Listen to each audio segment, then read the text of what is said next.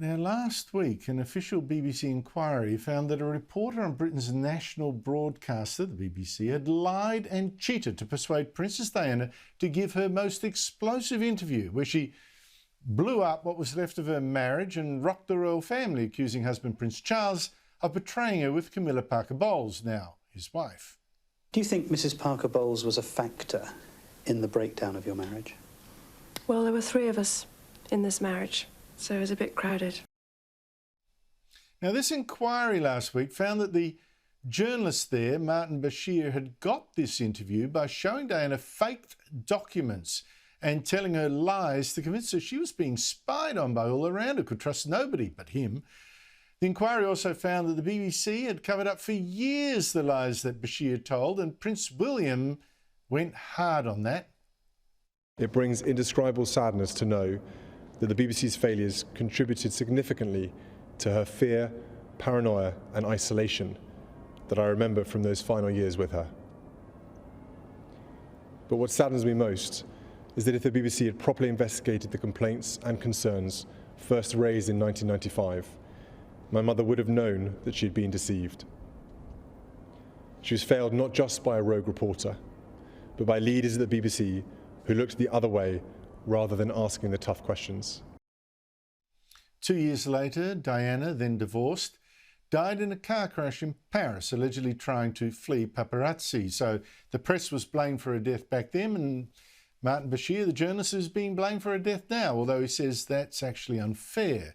Joining me from London is Brendan O'Neill, editor of the online magazine Spike. Brendan, thanks for your time. Let's first deal with the BBC. It's not just the lies that it told to get Diana to give that interview, where she also admitted to having had an affair and she wanted to be the queen of people's hearts. The BBC wanted to use her as a weapon against the monarchy, didn't it?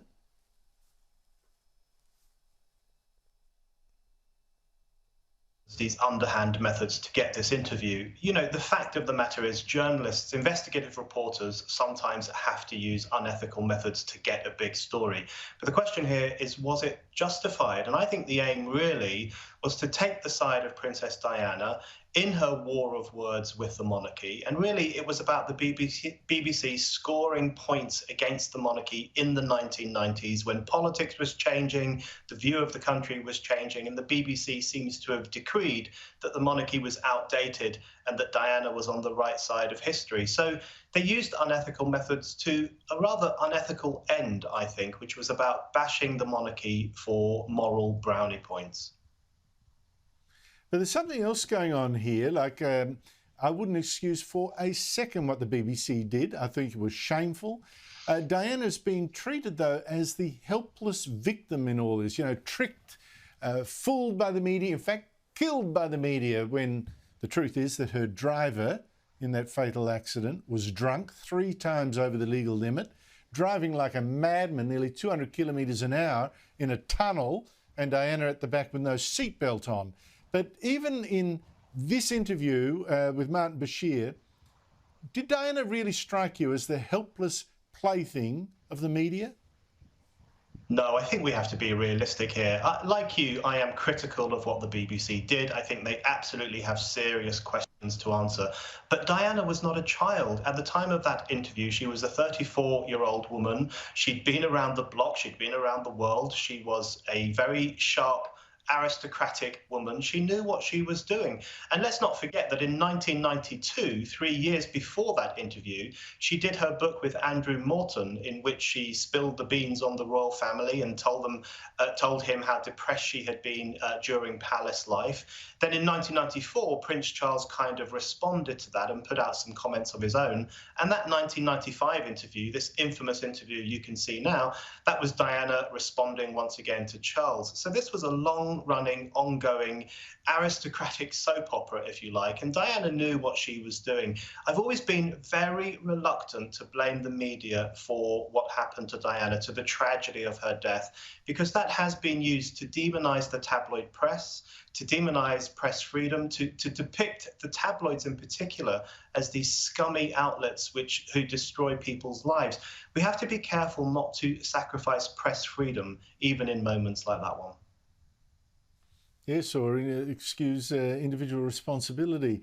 Brendan, I note that 3 more Islamists have just been jailed in Britain for terrorism offences, which I think is important context in what I'm about to ask you, because meanwhile you've had big protests in London supporting the Palestinians in a war actually started by the Hamas Islamist terrorist group against Israel, firing 4,000 rockets at it. And in these protests, I have seen protesters attacking cars in Britain that they think are driven by Jews and accusing Israel of doing to Palestinians what the Nazis did to the Jews. Around the world, we're also seeing vile anti-Semitic attacks. What do you make of it all? I think it's horrific. I think we are witnessing an explosion in anti-Semitism across the Western world. There's been around a 600% rise in anti-Semitic attacks and anti-Semitic abuse in the UK. We've also seen attacks in New York and Los Angeles. We've seen Jewish diners being attacked and assaulted. We've seen fireworks being thrown at Jewish people in New York City. There's been a violent attack on a rabbi in Essex in England. He was hit over the head with a brick, and they allegedly said he's a Jew as they were doing it. This is very, very serious. And what I find really repugnant is that the supposedly anti-racist left is not kicking up a fuss about this explosion in racism in the way that they would if it was happening to any other minority. You know, the radical left loves to play this rhetorical game of saying to certain people, what would you have done in the 1930s? What would you have done when Jews started to be attacked? And now we know what they would have done. They would have done absolutely nothing, because we are seeing Jews under attack across Western cities and Western towns, and the supposedly anti-racist left is largely silent. I think that is utterly despicable and shameful. Brendan O'Neill, well said. Thank you so much indeed for your time. Thanks, Andrew.